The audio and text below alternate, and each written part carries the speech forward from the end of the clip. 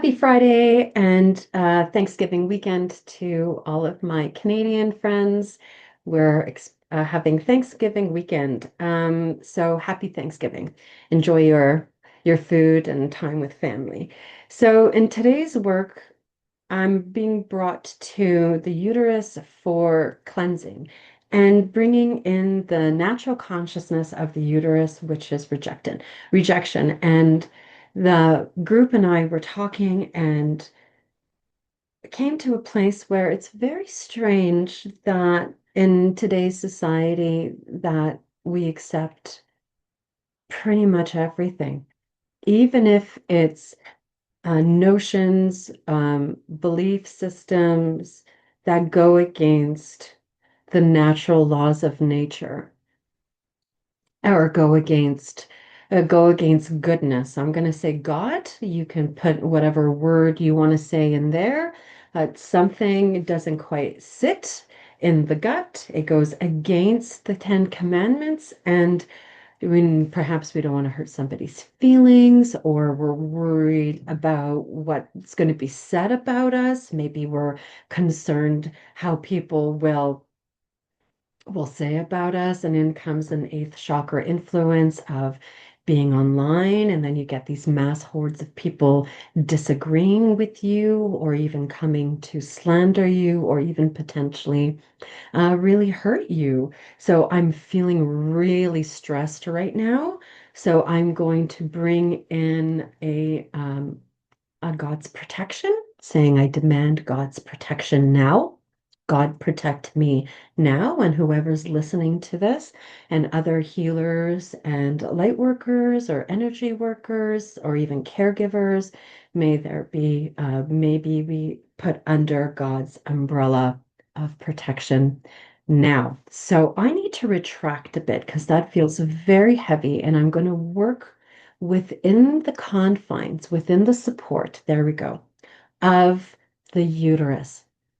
So the uterus, even if you're a man, you have this energetic blueprint of the uterus. It rejects, it's rejecting. So every month, the feminine body goes through different stages and it sheds the endometrial lining. And then we have our menses, the feminine body has a menstrual cycle, and it's cleansing, rejuvenating. It's a time for slowing down. So when a woman is in her period time or her phase of shedding the lining, we're actually in the season of winter. It's maximum contraction. So we go inwards. The feminine needs quiet. It needs that time for introspection, but yet there's this pull towards doing, accepting, forcing, pushing. Yes, you're going to have your daily chores and your things to take care of. But if you're overextending yourself or pushing yourself when your body's asking you to slow down, and to when you look at things and you're like, something feels off in my life, something just does a piece of information that I've received just doesn't feel right, and you force yourself to accept it, that goes against yourself. And since we're all made, we're little flowers of God, it's actually it goes against God. So, how are we going to show? So, we're going to bring in here, we're just going to tune into the uterus. Oh, and that feminine principle.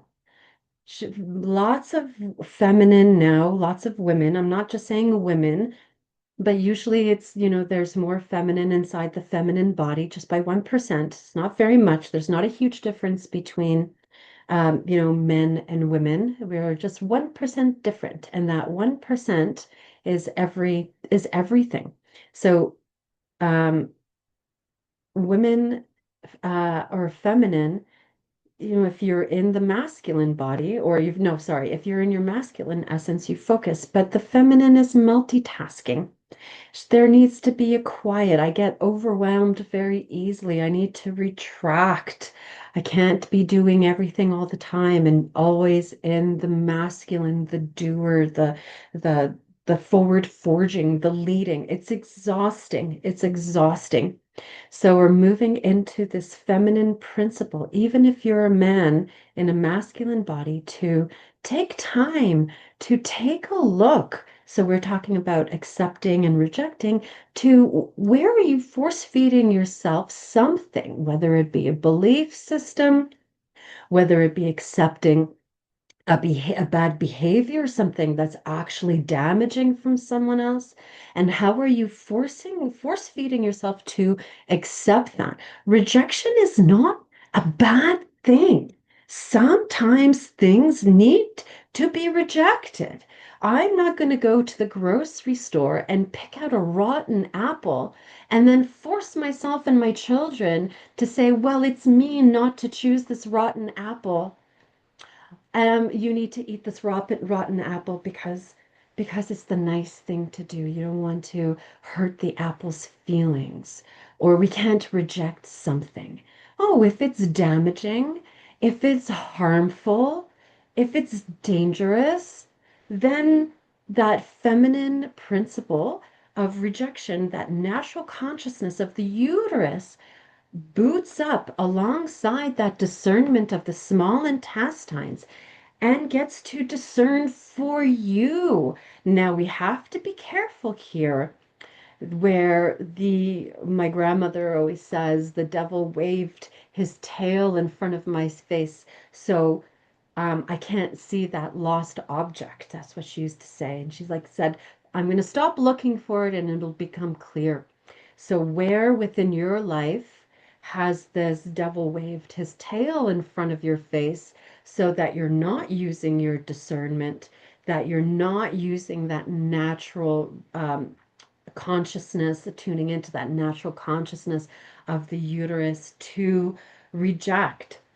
Well, there's a nice shift there. And so now I'm in the eyes and the liver. So the eyes are a gateway or a window to your soul. And in traditional Chinese medicine, it's linked to the liver. They work together, and the liver is responsible as the seat of the soul for all of your experiences within Chinese medicine. So there is a backlog of confusion when the mind comes in, these belief systems come in, and the devil waves his tail in front of your eyes, and you're not seeing things clearly. You're not discerning what's good for you, actually good for you, and feeling yourself in the sense of really sitting with the piece of information, life choices, circumstances, and actually sitting with it without this fake or false virtuosity saying, look how good I am because I accept everything to the detriment of everybody else or even to your own family, where that discernment is not coming in, and we need to have responsibility. So, responsibility for the choices that you've made, the words that you've said, um, the things that you've done, but without blame and fault. Okay, we've all been put under a spell one time in our life in one way or another. It can go down generations. You can say it's out there, society, other people. I don't even know, trends is coming up, something other. Okay, it's there. It goes down down the conveyor belt, down the conveyor belt. But where the responsibility comes in is where this ends with me. This ends with me. And I take full responsibility for myself and my life. Nobody else can make me. Nobody else made me. Maybe when I was small, but I'm not small anymore. I'm not small anymore. So we have some eighth chakra lineage coming in here where Ho'oponopono is coming in, and I can see different threads coming out of the heart. So doing Ho'oponopono to family. So this is where spite is coming in. It's like, well, tit for tat. They hurt me, so I'm gonna hurt them. And that's very childish. It's very, very childish. It doesn't feel good to me, for me to hurt people. If I've been hurt, I don't want to turn around and hurt somebody else. I'll deal with my own wounds. I'll take care of myself, but I'm not going to go ahead and propagate more hurt. So we're doing Ho'oponopono 2 times. I feel like I have dust in my throat. Like I'm being choked up here. This is even towards angry words that you use towards somebody else. You can even use angry words towards yourself. And this actually creates a toxicity in the mouth and makes the breath toxic. So we want to clean out the toxicity of the mouth. We're in the liver, the eyes and the liver. We're cleaning out the liver. We're going to clean out those those backlogged experiences going to however far back it goes, and it's linking to hurt or somebody hurt me, someone said something, and therefore I'm vindicated. I can do this to somebody else. Ugh, there we go. And then we're going into these strings. I'm doing Ho'oponopono. I'm going to say the prayer now to, these experiences, to these people, to these grudges, to being stuck in the same story of saying, oh, but this person did this to me so many years ago. And you're still holding on to it and you're doing it to yourself, even if you don't talk to them on a daily basis. Or even for parents that have passed away, let's say your family member's not with you. Oh, look how I'm losing my voice. And you say, oh, but this person did this to me, and that's the reason my upbringing made me like this. It ends with you. It ends with you. And it's really up to you whether you want to do this for yourself. No one can force you. This is where free will is coming in a little bit. I don't believe in free will. I think, we're kind of dictated by things, but there's always choice. And you have the choice to continue to propagate the same old, or you can choose differently for yourself. And for me, I choose differently. For me, I take responsibility. For me, the buck ends here with me, whatever that is. And, if there's things that come up, because, we're not perfect. We're not perfect. But when the dust arises, that's what Dr. Hugh Lin said, we have all the stories, and we have all these experiences, and the dust goes up in the air, and it's just old stuff. We can clear that out. We can clear the dust, like cleaning off the living room table. Dust always comes back, and you clean it off, and then it's clean, and then dust comes back. And it's just this, I call them unburdening of burden sweaters. One burden sweater off at a time, just taking off one burden sweater. And then you can start to see clearly, this is helping my prefrontal cortex clear up. I was really stuffed this morning. I'm finally feeling some relaxation in the brain. I feel nice and calm now. Wonderful. So you can think for yourself. I'm thinking for myself where I hold on to something.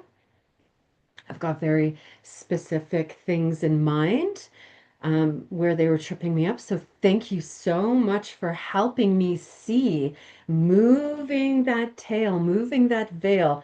Ugh. Wow. So I can see my role, what I'm doing, and I can take responsibility for myself and my role in things. And it shifts from there. There's nothing else to do. There's no blame. There's no fault. And if you're still struggling with responsibility means my fault, well, then I encourage you to look up really what responsibility means. You can look up Jordan Peterson. He does great talks about that. Also, there's soul responsibility. There's other great modalities. There's body talk. There's breakthrough. There's self-inquiry. You can get on and listen to the greats like Krishnamurti and Nisargadatta and Satguru.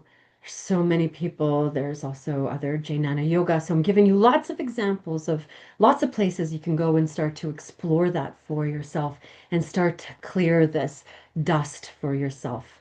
Okay, so I'm going to hold my heart. You can hold your heart. And you think for yourself all of the strings. We're clearing these strings.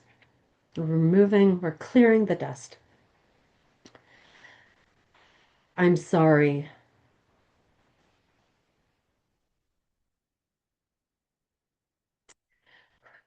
I'm sorry. It's very childlike. It's not in a self-pitying way. So how do children take responsibility? If they knock something, oh, there's so much sadness and grief here. Oof, it's just kind of overpowering. How do children take responsibility for something? It's so simple. I'm sorry. I broke your favorite mug. I didn't mean to. My hand moved the wrong way and I broke it. I'm sorry. And then the you can either go, it's okay. Let's clean it up together. Or you can go into the punishing the child. And this is what we're clearing here is that punishment.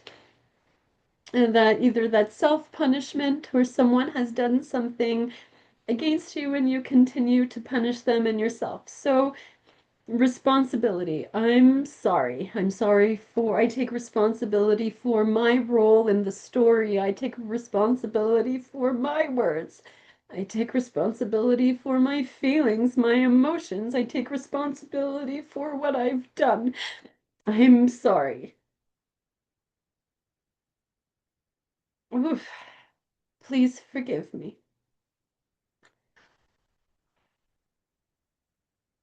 Thank you. I love you.